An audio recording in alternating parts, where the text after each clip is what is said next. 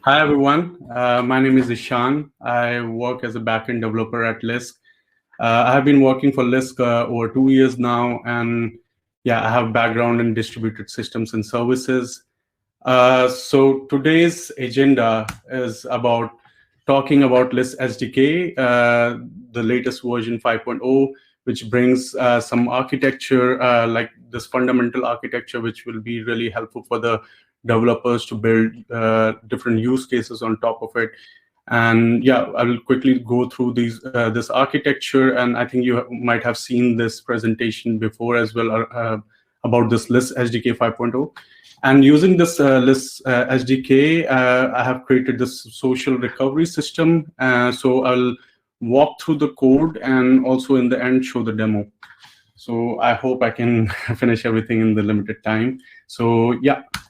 So about Lisk SDK 5.0, so we have been developing a lot in the last year, and we have implemented quite a lot of LIPs. LIP is Lisk improvement proposals from our research team. And yeah, one of the interesting aspect for developer is that we have introduced this new architecture for our Lisk SDK, which will enable user to have more flexibility and build a lot of use cases around it. So we'll see that in a moment.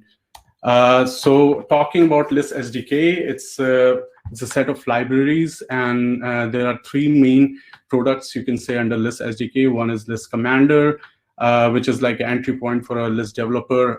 It's like a CLI tool to bootstrap your application and stuff. So it's pretty helpful and handy for a developer. And then we have Lisk Framework, which actually creates the blockchain application and also has the new architecture and stuff. So in the end, Lisk Framework uses Lisk Elements. Lisk Elements is like a set of independent installable libraries that handle specific blockchain logic. So you can also use Lisk Elements library for certain different things, like also for we have support for UI. So we follow three main architectural traits. We have flexibility with the on-chain. We have it's more integrable. With off-chain, it's more open with our communication architecture. So Lisk Framework actually implements the whole architecture and the application, and we have this off-chain and on-chain logic. The off-chain is controlled and managed by controller, with the independent business logic units called plugin, and the node is managed. Node manages on-chain logic using modules. So what is exactly on-chain and off-chain? So on-chain is something that is part of a blockchain protocol and can be verified by anyone in the network, and it changes the state using blocks and transaction, and it is handled through modules, what we call in Lisk SDK. And in off-chain logic, we have so this is something like an added feature on top of your blockchain application. So it's not part of the blockchain protocol. It's optional to execute or run through with the node. So yeah, and it's handled through what we call plugins. Talking about on-chain architecture, so on-chain architecture uses Lisk module, and Lisk module has like this on-chain logic. So Lisk module encompasses these three things. So data structure, control, interface. So module has its own account schema and transaction asset schema, and it's isolated, it's unique, it's readable, it's binary serializable, and you can give the encoding, decoding information using JSON schema on top of protobuf.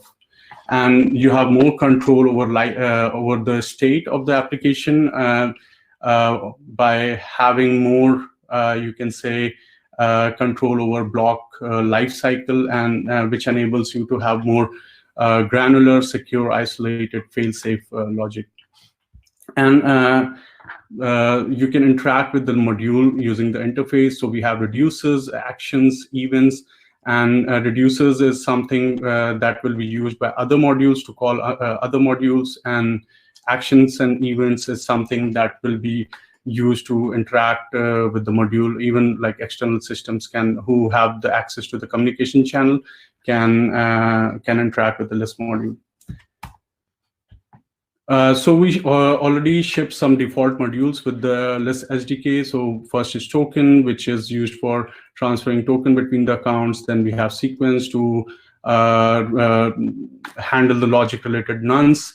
And keys module is to handle multi-signatures and signature verification. Depos module is for handling depos-related stuff like delegate registration, voting, unlocking, proof of misbehavior. And also we have some logic at the block level processing.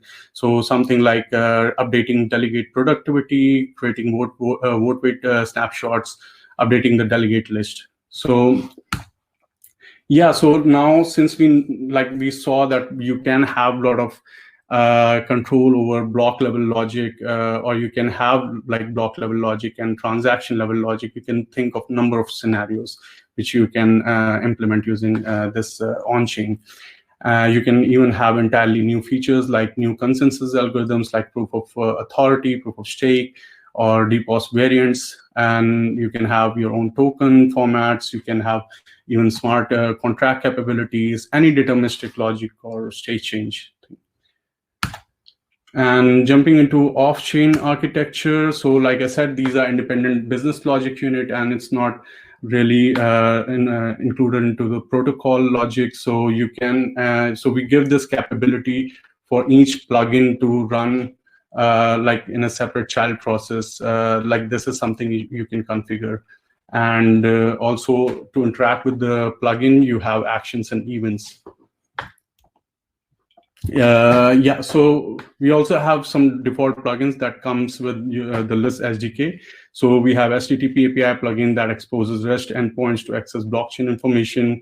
We have Forger plugin to monitor forging activities of delegates. We have report misbehavior plugin, which triggers a misbehavior transaction automatically whenever a delegate misbehaves based on BFT properties.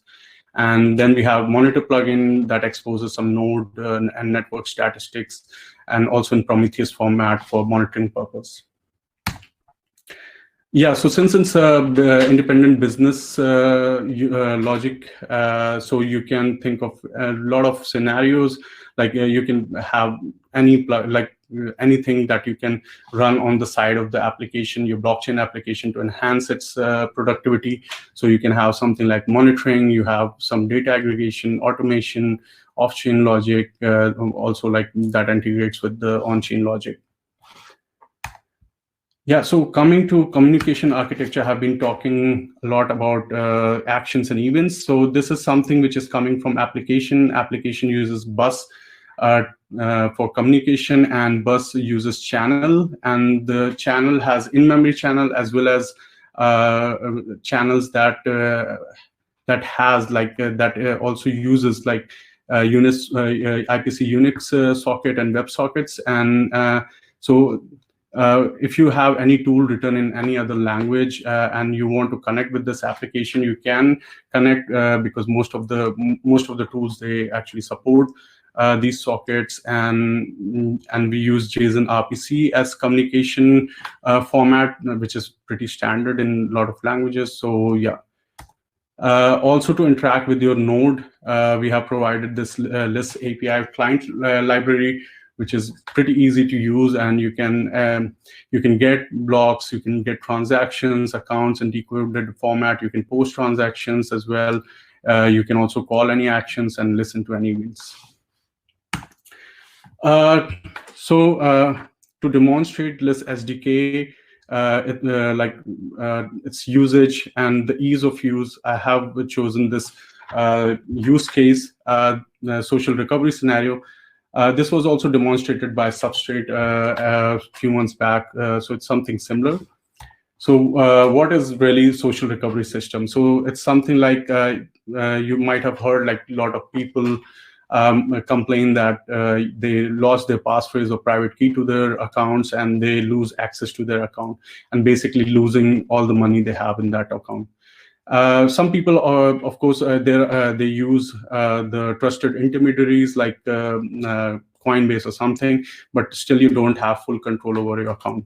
To have like full control over account and also a capability to recover your account, you can use something like social recovery system. So it's a recovery tool where the user asks its friends to approve or give access to its lost account. So it's not basically access, but you actually get your funds back in there. So the user sets the recovery configuration for its account initially. Something like when you create any sort of account like Gmail account or something, and you have like backup email or something like that. So it's basically that. So whenever you have your account, you set up the recovery process as well. And this particular system I have developed with using Lisk SDK, which I'm going to show the demo in a while.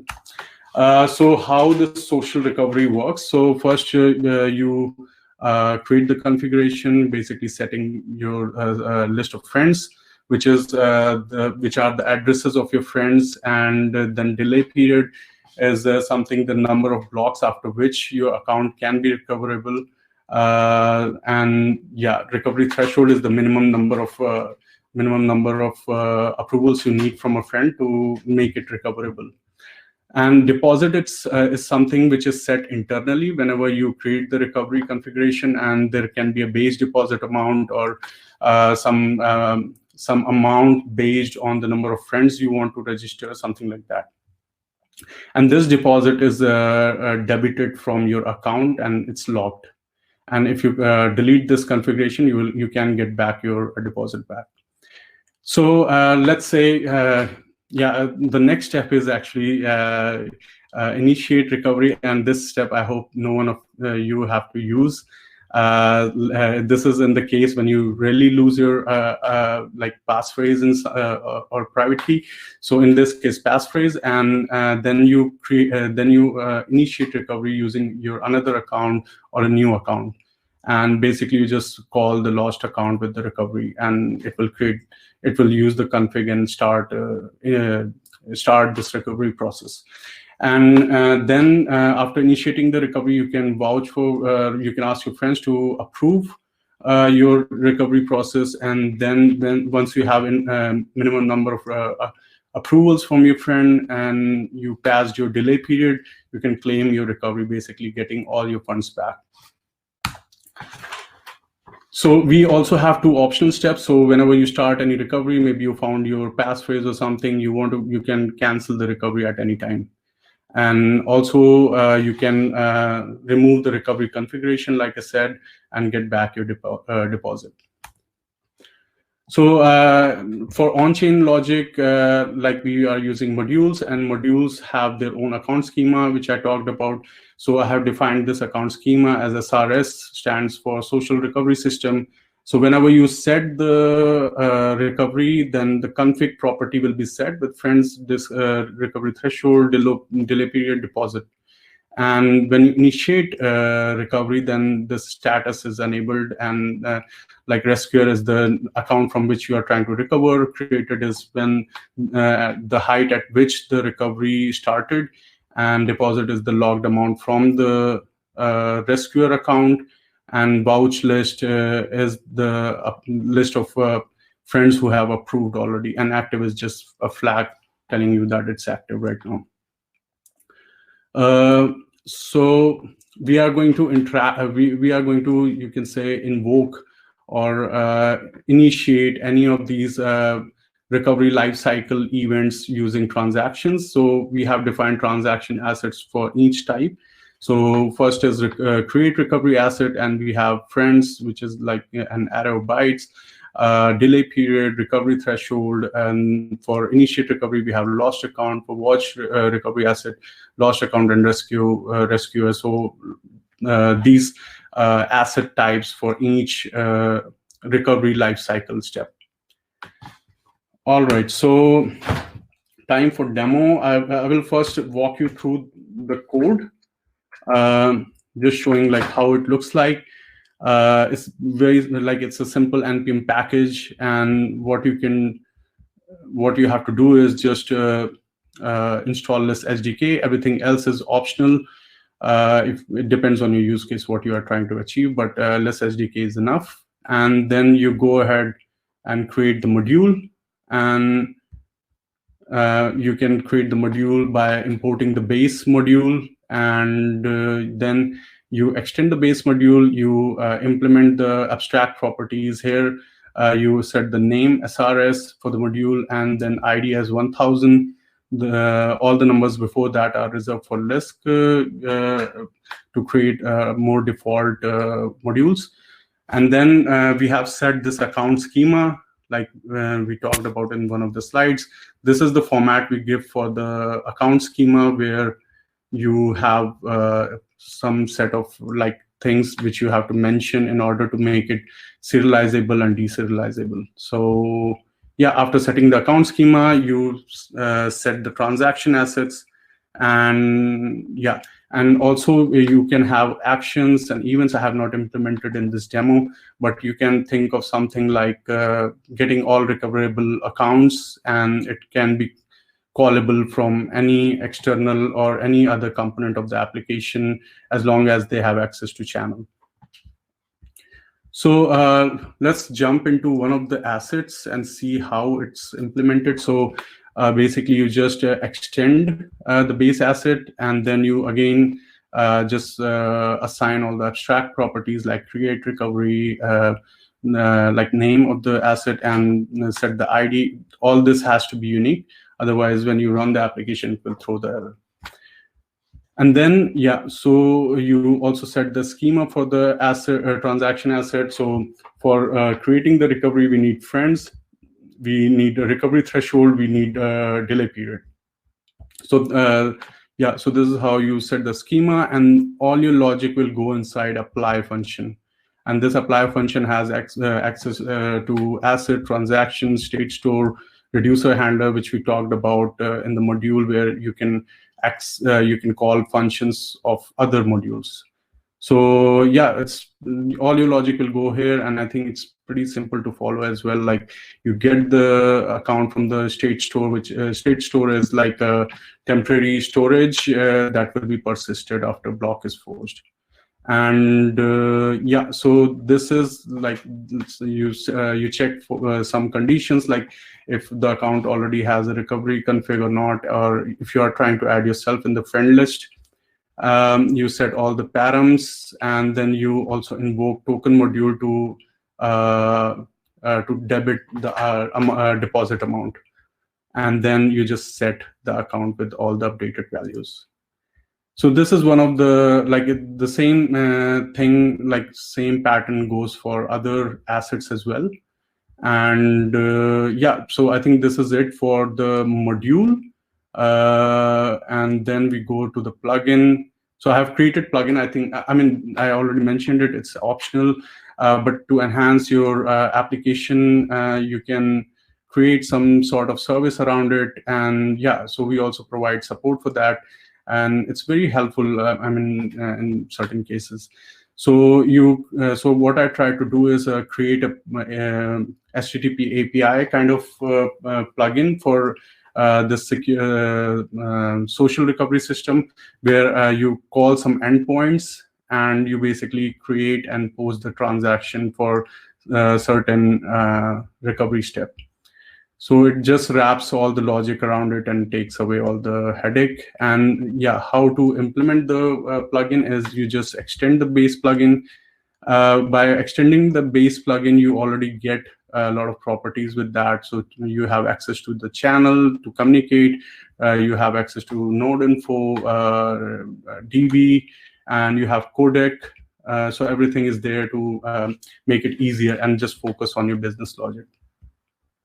So yeah, so we talked about our module, our plugin, and now like how to create the application is you just import the application class and config the Genesis block.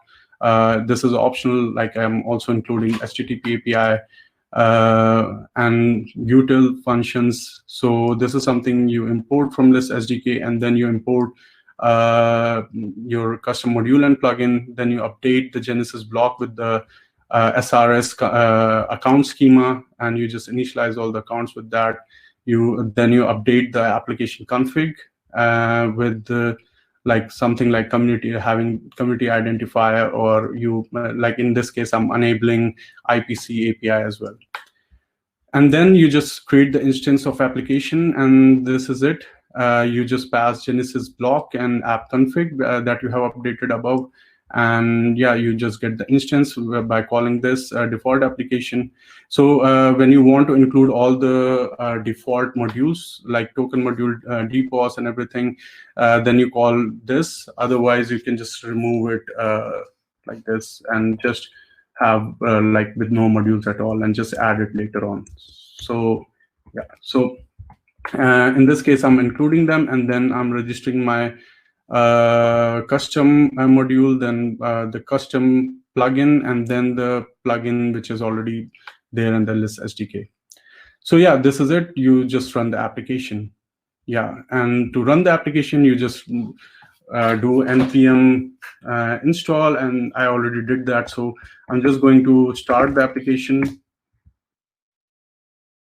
You can see the node is running right now and it's forging every 10 seconds. To demonstrate, I have created this front end as well. Okay, I have to check the time. Okay, yeah. So this is the UI. So I have some description about it at the home page, and then yeah, so to simulate this recovery process, I have chosen these 5 accounts. So first is your lost account, like which you are going to lose soon, and then you have rescuer account, then you have 3 friends account. So let's say like first we check our account. So here we have like I think 94 million Lisk, and there is no SRS config.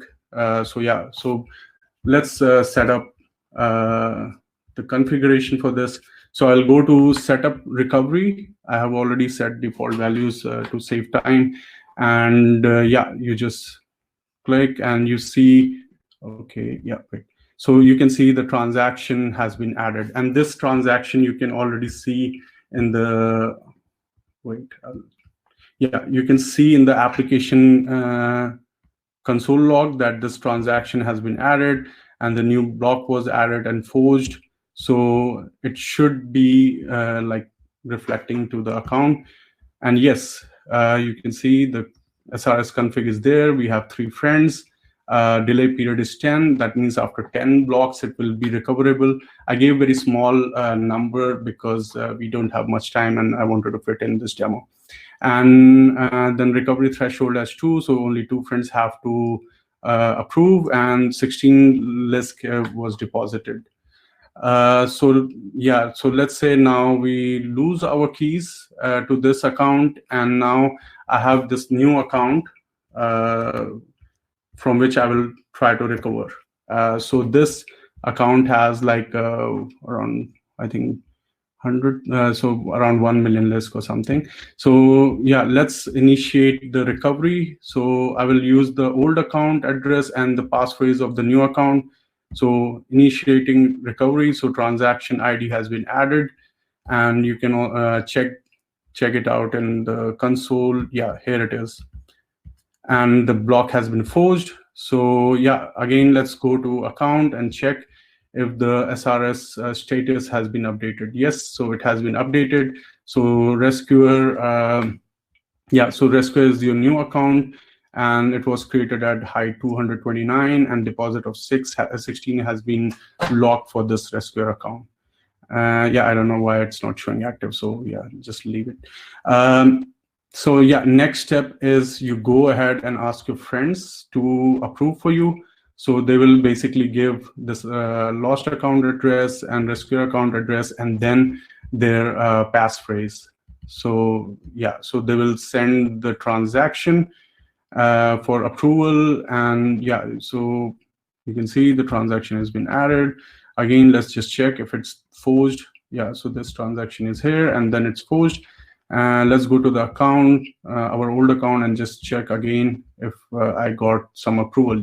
So yeah, so we can see in the vouch list, we see the address of our friend which has approved, And yeah, we need one more approval to make it recoverable. So I will take one of the friend's passphrase, and yeah, and then vouch again. So yeah, again transaction ID is created, and yeah, added to the, yeah, so it has been added as well.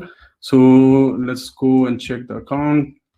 Yeah, so we have two approvals. We need to pass the delay period, so 229 at which it was created. So, and with delay period 10, you can only recover it after 239 height.